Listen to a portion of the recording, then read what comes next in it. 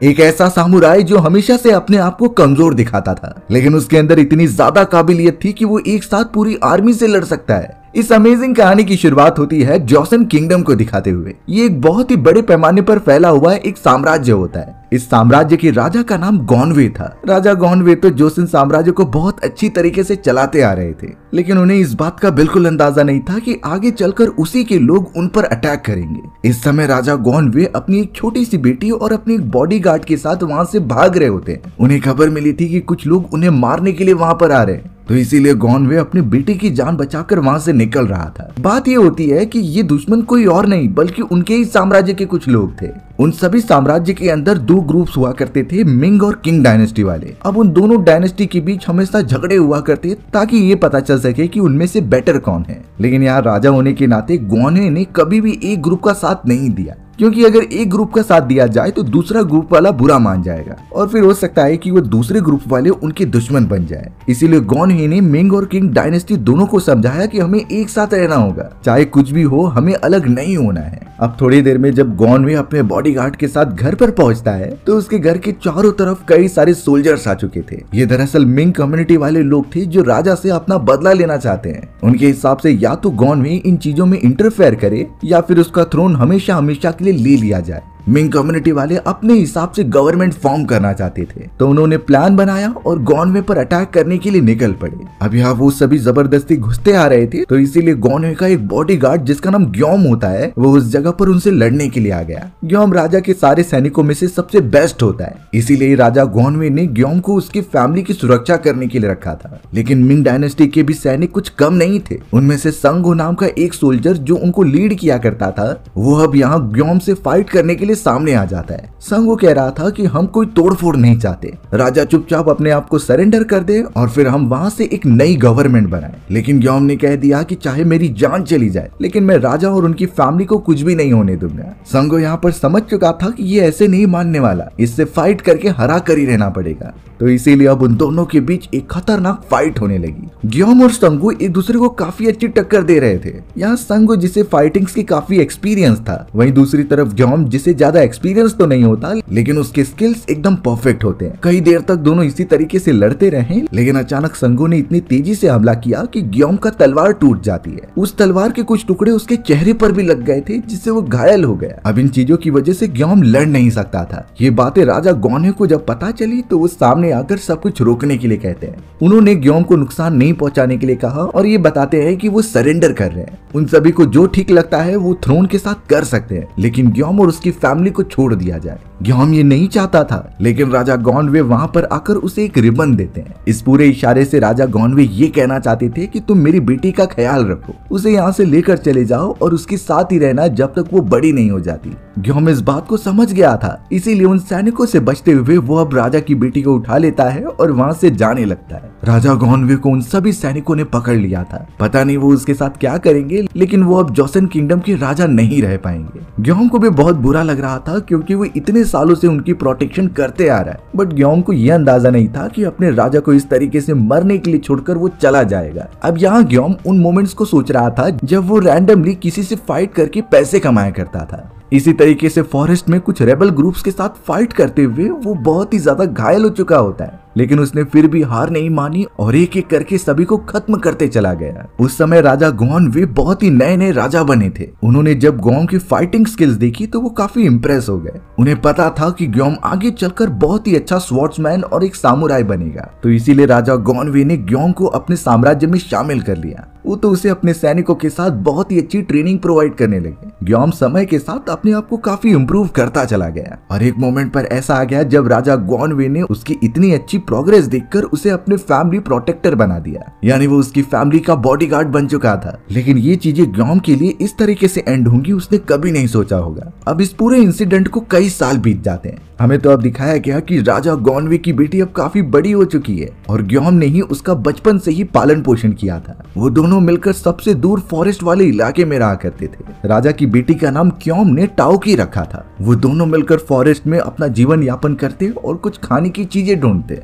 सबसे शॉकिंग बात तो ये थी कि ग्योम ने टाओकी को बताया ही नहीं होता कि उसके असली फादर कौन है। शुरुआत से टाओकी यही समझती थी कि ग्योम ही उसका फादर है। वो दोनों मिलकर अपनी जिंदगी वहाँ पर साथ में काटा करते थे। पर प्रॉब्लम की बात ये होती है कि कई साल पहले जब लड़ाई के दौरान ग्योम की आंखों पर चोट लगी थी तो उसकी विजन थोड़ा सा ब्लर हो गए थे। धीरे धीरे उसकी आंखें एकदम से खराब होने लगी थी और आगे चलकर शायद वो परमानेंटली ब्लाइंड हो जाए। ये चीजें टाओकी भी समझ गई थी, इसीलिए वो ग्योम की मदद करने के लिए एक डॉक्टर को बुलाती है जो उसे अच्छी तरीके से चेकअप करने लगे। टाओकी जो ग्योम को अपना फादर माना करती थी वो बहुत ही ज्यादा टेंशन में हो गई। डॉक्टर तो ग्योम को अच्छी तरीके से चेक करता है और बताता है कि ये बहुत ही ज्यादा प्रॉब्लम हो सकती है। इस पूरे प्रोसेस को ठीक करने के लिए उन्हें कुछ जड़ी बूटी चाहिए होगी जो इस गांव की दूसरी तरफ है, यानी उन्हें कुछ माउंटेन पार करके जाने होंगे। डॉक्टर से सारी जड़ी बूटियों का इन्फॉर्मेशन लेने के बाद टाओकी डिसाइड करती है कि वो ग्योम के साथ उस जगह पर जाएगी। वो दोनों निकल पड़े थे अपनी एक छोटी सी जर्नी के लिए। दूसरी तरफ हमें जोसेन किंगडम दिखाया जाता है जिसके एक नए राजा बन चुके होते हैं। उसका नाम मिंजू था जो किंगडम को संभाल कर रखने का काम करता है। अब थोड़ी देर बाद वहाँ पर संगो आ जाता है जिसने ये कई साल पहले ग्योम के साथ फाइट की थी। संगो अपने एक साथी के साथ वहाँ पर इंजू से बात करने आया था। वो अपनी प्रॉब्लम बता रहे थे कि किस तरीके से किंग डायनेस्टी वाले हमेशा हमारे ऊपर अटैक करते हैं। उन्होंने जोसेन किंगडम के सारे बॉर्डर्स पर अपना कब्जा जमा लिया है। हो सकता है कि आगे चलकर वो हम पर हमला भी कर दे। इनफैक्ट उनकी डायनेस्टी के लोग अगर किंगडम के बाहर जाते थे तो किंग डायनेस्टी के सैनिकों का साफ साफ आदेश था कि उन्हें किडनैप कर लिया जाए। हमारे कई सारे लोग उनके कब्जे में मौजूद हैं। लेकिन यहाँ जोसेन किंगडम के राजा इंजू से जब ये बात की जाती है तो वो किंग डायनेस्टी का ही ज्यादा साथ दे रहे थे और उनका तो ये साफ था कि वो किंग डायनेस्टी को ही सपोर्ट करेंगे, भले ही इसके वजह से कई सारे लोगों की जाने जाए। संगो ने उन्हें साफ समझाया कि अभी हमें फर्क नहीं पड़ रहा है, लेकिन एक समय के बाद किंग डायनेस्टी के लोग इतने ताकतवर हो जाएंगे कि वह आपके भी थ्रोन छीन सकते हैं। फिर तो जोसेन किंगडम का एक नया राजा चुना जाएगा। संगो की बातों से इंजू काफी ज्यादा सोच में पड़ गया और उसे डिसाइड करना था कि आखिर उसे किसके साथ जाना है, या तो किंग डायनेस्टी या फिर मिंग डायनेस्टी। संगो और उसके सभी साथी उन्हें सोचने का टाइम देकर वहाँ से निकल आते हैं, पर वो भी आने वाले खतरे से इस तरीके से हाथ पे हाथ धर के नहीं बैठ सकते। अब हमें एक मार्केट दिखाया जाता है जहाँ पर गोम और टाओकी दोनों साथ में पहुंच रहे थे,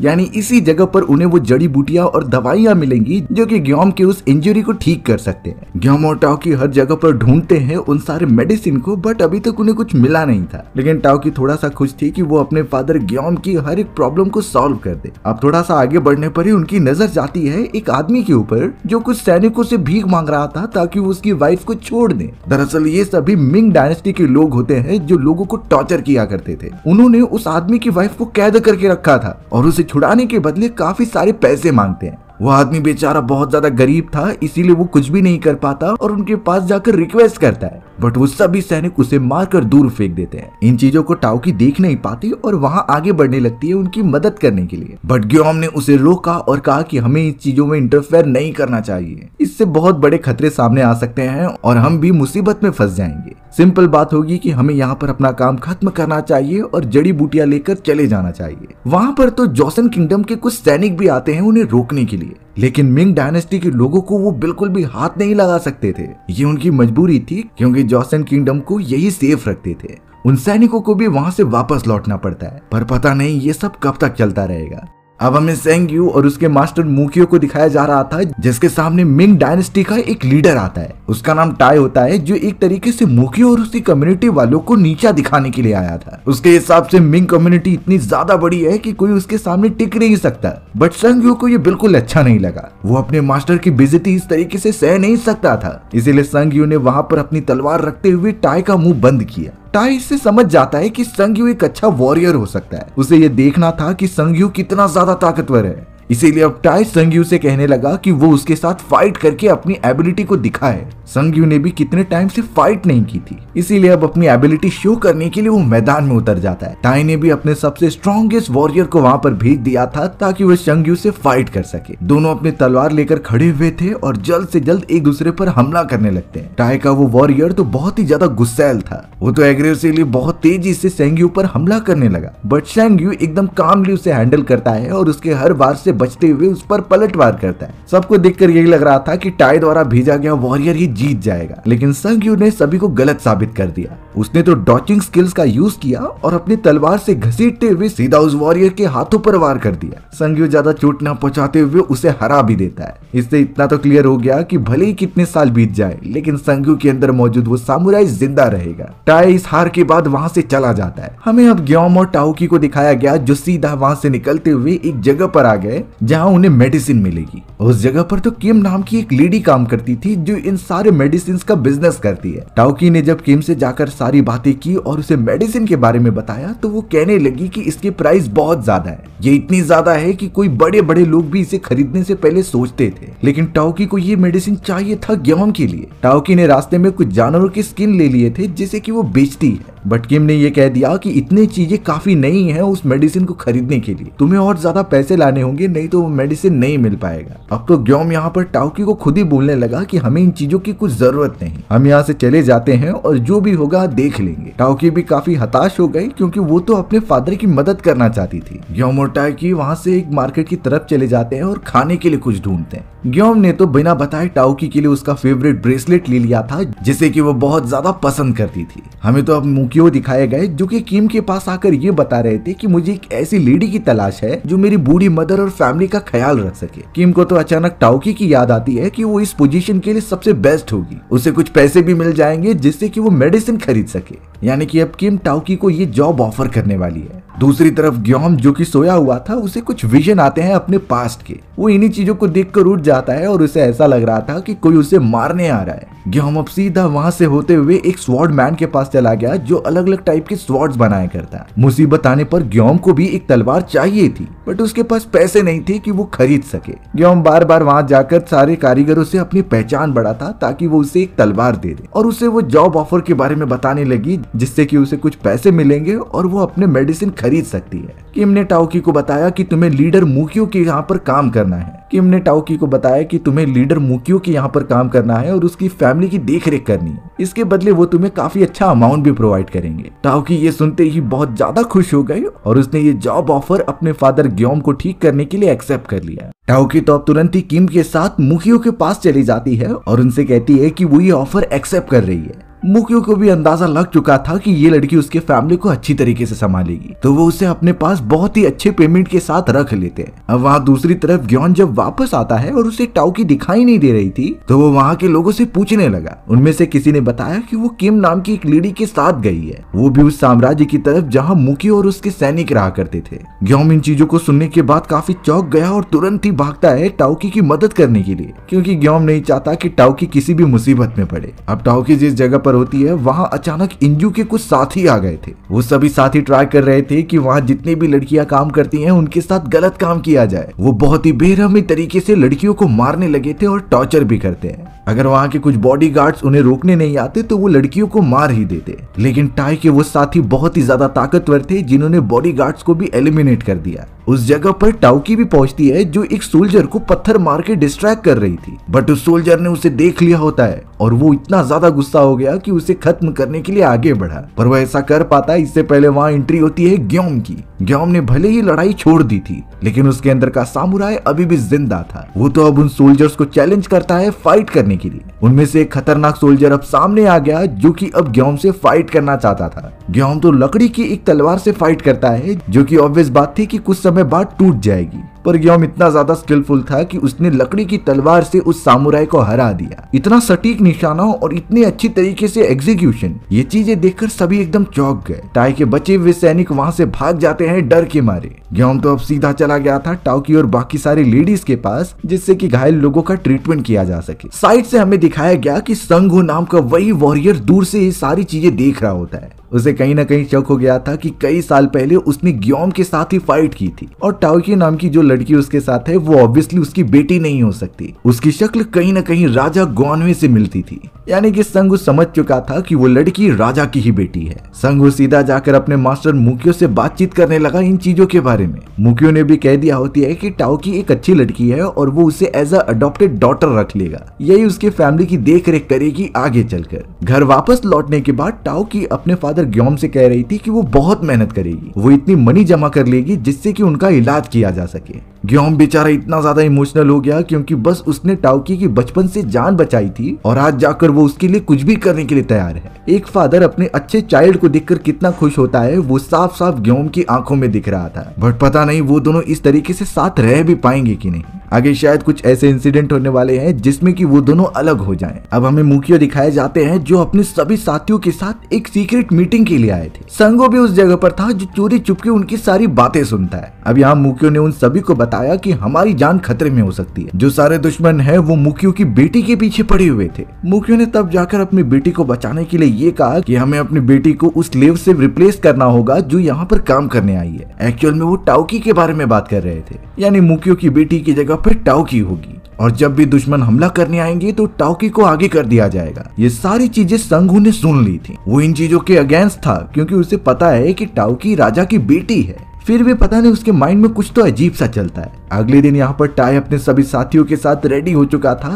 ताकि वो मुकियो और उसकी फैमिली पर हमला करा सके। उसने अपने कई सारे सोल्जर्स वहाँ पर भेज दिए थे जो जाकर हमला करेंगे। अब रास्ते में हमें ग्योम दिखाया जाता है जो कि टाओकी के पास जा रहा था, पर अचानक उसके सामने कई सोल्जर्स आ जाते हैं जो कि उससे फाइट करने लगे। ये सोल्जर्स टाई द्वारा भेजे गए थे ग्योम को मारने के लिए, क्योंकि ग्योम ने टाई के कुछ सैनिकों को बहुत मजा चखाया था तो वो इस तरीके से उसे छोड़ तो नहीं सकता। लेकिन ग्योम ने बहुत अच्छी तरीके से उन सोल्जर्स को मार गिराया। कई सारे सोल्जर्स मुकियो की चैम्बर में घुस चुके थे और सभी लोगों को बंदी बना लेते हैं। वहां पर टाई भी पहुंच गया जो मुकियो और टाइक्यू को दोनों को बंदी बनाता है। टाई को यही लग रहा था कि टाओकी मुकियो की बेटी है, बट उसके आदमियों से पता चला कि ये उसकी बायोलॉजिकल डॉटर नहीं है बल्कि मुकियो ने इसे अडॉप्ट किया है। यानी टाई को मुकियो का ये प्लान समझ में आ गया था। उसने अपनी रियल बेटी को कहीं और शिफ्ट कर दिया है। इन चीजों के लिए गुस्सा होकर टाई मुकियो को मारने ही वाला था, पर तभी संग्यू वहाँ पर आ जाता है। संग्यू टाई द्वारा भेजे गए एक ऑफर को एक्सेप्ट कर ले रहा था कि वो उसका स्वॉर्ड्समैन बन जाएगा, यानी वो उसकी कम्युनिटी से लड़ाई करेगा।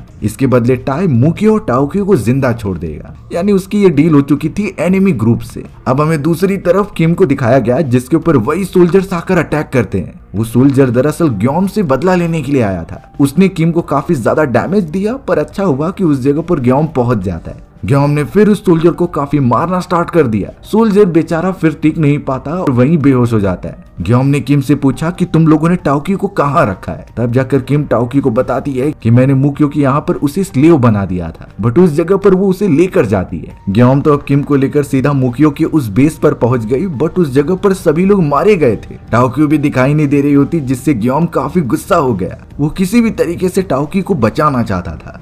ग्योम अब इतना ज्यादा गुस्सा हो गया कि वो सीधा दुश्मनों के अड्डे पर घुस जाता है। उस जगह पर टाई और उसके सभी आदमी तो थे नहीं, सिर्फ कुछ बॉडीगार्ड्स होते हैं जो उस घर की रखवाली करते थे। बट ग्योम को इस समय कुछ भी सूझ नहीं रहा था। वो तो टाओकी के बारे में उनसे पूछता है और वो नहीं बता रहे थे तो उन्हें मारना स्टार्ट कर दिया। ग्योम ने किसी की भी बात नहीं सुनी और अब शायद वो अपने असली रूप में आ रहा था। उसने तो एक सैनिक की तलवार ले ली थी जो बहुत ही ज्यादा नुकीली होती है और अब उसी की मदद से वो सभी को खत्म करने लगा। एक बॉडीगार्ड से उसे पता चलता है कि जो भी किडनैप किए लोगों को वो बॉर्डर पर लेकर जाते थे, वहीं पर सभी को कैद किया जाता था। तो इसीलिए ग्योम को लगने लगा कि टाओकी भी वहीं पर होगी, तो वो सीधा बॉर्डर की तरफ निकल पड़ता है। हमें तो अब मुकियो दिखाया जा रहा था जो कि प्लान करता है कि हम भी दुश्मनों पर पलटवार करेंगे। इससे होगा ये कि हम भी उन्हें अच्छी टक्कर दे पाएंगे। यानी अब दोनों ग्रुप बहुत ही बुरी तरीके से लड़ने वाले थे। दूसरी तरफ ग्योम उस बॉर्डर वाले एरिया पर आ गया जहाँ सभी को कैद करके रखा गया था। अंदर जाने पर कुछ लोग उससे मिलते हैं जो लेडीज के साथ गलत काम कर रहे थे। ग्योम ने तुरंत ही वहां पर अटैक किया और सभी को मारना स्टार्ट कर दिया। उस जगह पर वो लेडी भी होती है जिसने यहाँ आकर उन्हें खाना प्रोवाइड किया होता है, पर बहुत ज्यादा ढूंढने के बावजूद भी उसे टाओकी नहीं मिली। वो लेडी बताती है कि शायद टाओकी को टाई अपने साथ किंगडम में लेकर गया होगा, यानी अब ग्योम उस जगह से किंगडम की तरफ बढ़ेगा। सुबह होने पर मुकियो के सैनिक और टाई के सैनिक आमने सामने होते हैं। दोनों एक दूसरे पर हमला तो कर रहे थे, बट टाई के सैनिकों के पास गन होती है। उन्होंने सीधा दुश्मनों पर फायर करना स्टार्ट कर दिया, जिससे सभी लोग मारे जा रहे थे। देखते ही देखते मुकियो के सभी सैनिक खत्म हो जाते हैं। अब मुकियो डरने लगा कि वो उसे भी न मार दें। कुछ सैनिक आगे भी बढ़ते हैं, पर वहां एंट्री हुई ग्योम की। ग्योम ने मुकियो की जान बचाने के साथ साथ सभी को मारना स्टार्ट किया। इनफैक्ट अब जितने भी सामुराई थे सब ग्योम के सामने होते हैं, बट उनमें से कोई भी ग्योम को जरा भी खरोच नहीं पहुंचा पाता। इससे पता चलता है कि ग्योम ने अपने आप को इतने टाइम ड्यूरेशन में कितना इवॉल्व किया है। वो बहुत बारीकी से सबसे लड़ता रहा और एंड में सभी को खत्म कर दिया। पर सैनिकों की उन सेना जिनके पास गन मौजूद थी उन्हें पता चल जाता है कि दुश्मन आ चुका है। वो सब भी अब लगातार फायर करने लगे। ग्योम मारे गए सामुराइज की बॉडी को सामने लाता है और उससे बचते हुए सैनिकों को खत्म करता है। यानी ग्योम ने अकेले ही टाई की पूरी आर्मी को खत्म कर दिया। इतनी ज्यादा स्किल्स और इतने ज्यादा एक्सपीरियंस वो तब से छुपा कर रख रहा था। इतनी ज्यादा लड़ाई के बाद ग्योम काफी थक गया था और वहीं पर गिर गया। म्यूकियो भी ग्योम का शुक्रिया अदा करता है और उसका इलाज करने के लिए भेज देता है। कुछ समय बाद जब ग्योम उठ रहा था तो उसकी आंखों पर पट्टी बंधी हुई थी। यानी पता चला कि उसे वो मेडिसिन दे दी गई है जो काफी महंगी थी और ये काम म्यूकियो ने किया है। सामने की तरफ टाओकी भी मौजूद थी जो बहुत ज्यादा खुश हो रही होती है। यानी अब ग्योम की आंखें कभी भी खराब नहीं होंगी। सिर्फ ग्योम को इतना करना है कि वो म्यूकियो के साथ लड़ाई करे और उसके किंगडम को वापस हासिल करने में उसकी मदद करे। ग्योम इतने बड़े एहसान को कभी चुका नहीं पाएगा, इसीलिए वो म्यूकियो का स्वॉर्डमैन बनने का डिसाइड कर लेता है। उन दोनों की लाइफ अब बहुत ही ज्यादा अच्छी तरीके से कट रही थी। हमारी भी कहानी इसी तरीके से यहीं खत्म हो जाती है। सो व्यूअर्स, आपको ये स्टोरी कैसी लगी कमेंट सेक्शन में बताना भूलना मत। और अगर आपको मेरा एक्सप्लेनेशन 1% भी अच्छा लगा होगा ना तो वीडियो को लाइक एंड चैनल को सब्सक्राइब जरूर कर देना। मिलते हैं इसी तरीके की मजेदार वीडियोस में, तब तक के लिए बाय बाय।